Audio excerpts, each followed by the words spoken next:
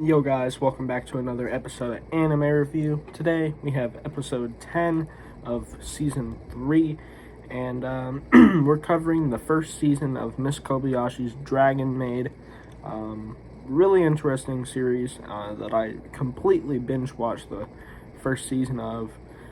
I believe the second season is currently airing, so what I'll do is wait for it to finish airing, and then I'll probably, cover that, because I did quite enjoy the first season of the show. So, yeah. Also, coming this week, we have already another episode of Anime Review.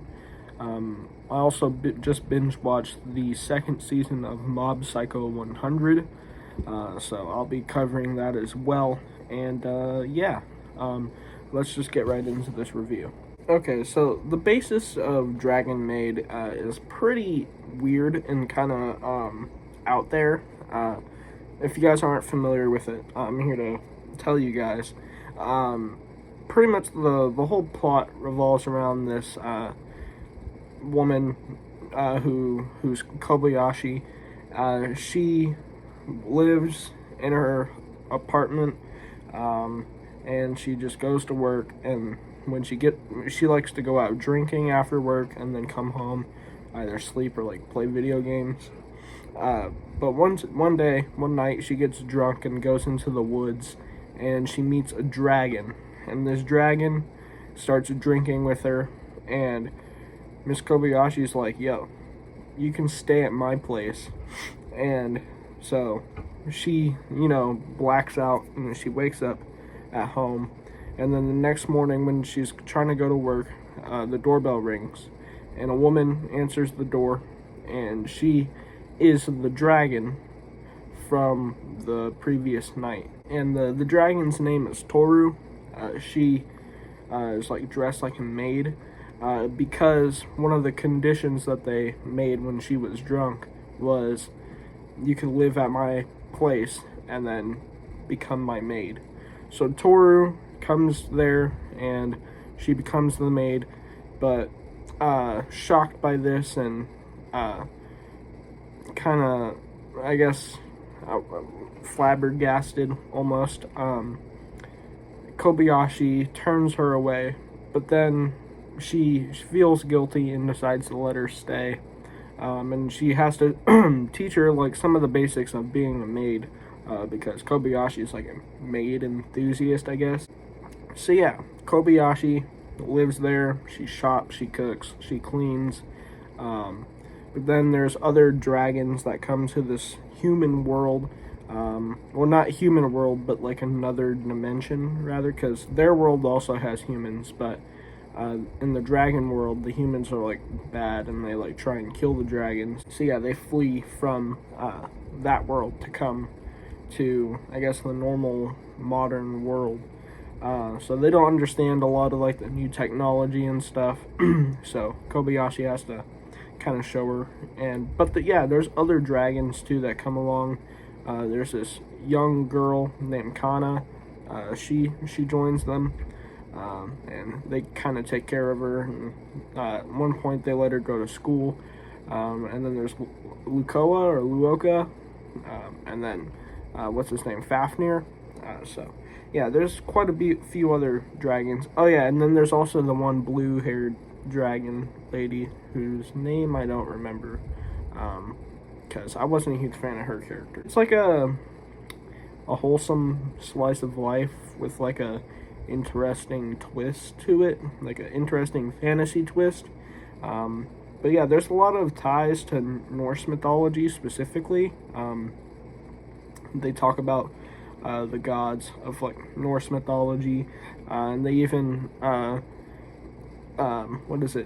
they reference Yggdrasil and Niederhog, I think it's called, or something like that, the dragon serpent that gnaws on the bottom of Yggdrasil. So yeah, there's a lot of references to Norse mythology in this, which is pretty cool, because I'm a big fan of mythology, specifically Greek and Norse mythology. Sorry. So yeah, really cool. I dug that quite a bit. As far as how the show is made, it's very colorful. has amazing animation. Like, it's super solid, and it's just vibrant. So yeah, I really enjoyed the way it looked. All the character designs look quite solid. I didn't have a problem with the show and the way it looked at all.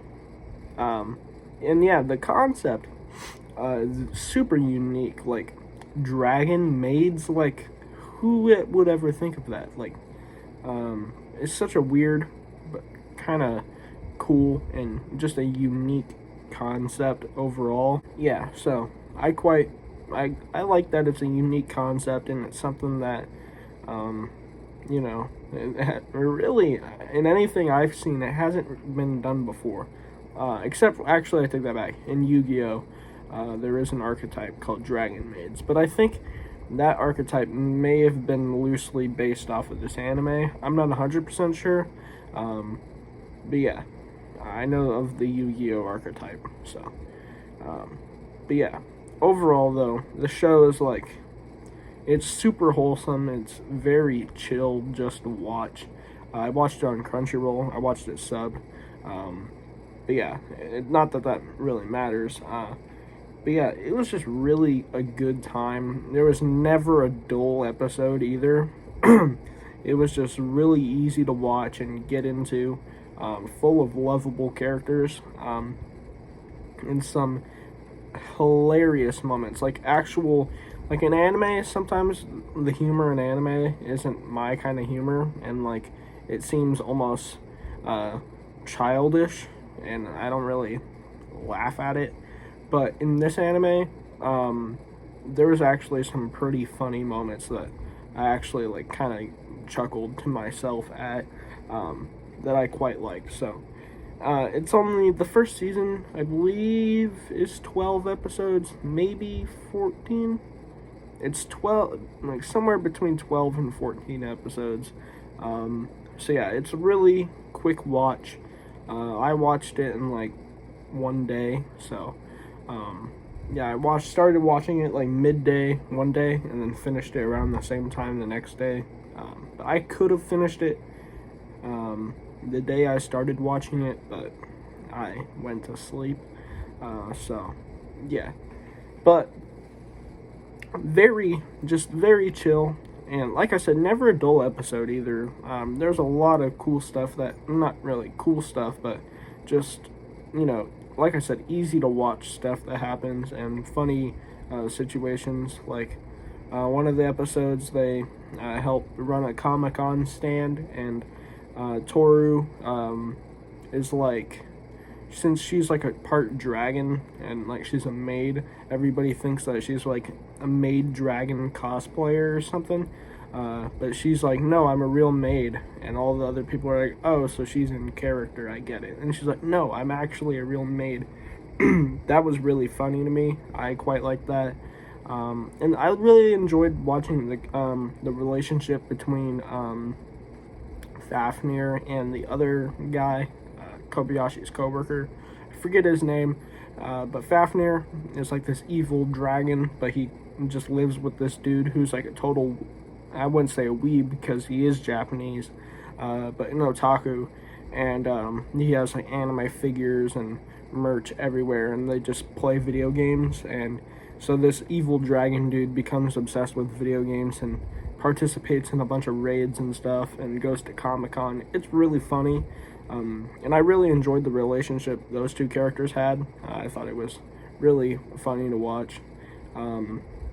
Yeah, and overall, though, like, I keep saying overall, but it was just such a great show. I really freaking enjoyed it. I couldn't stop watching it.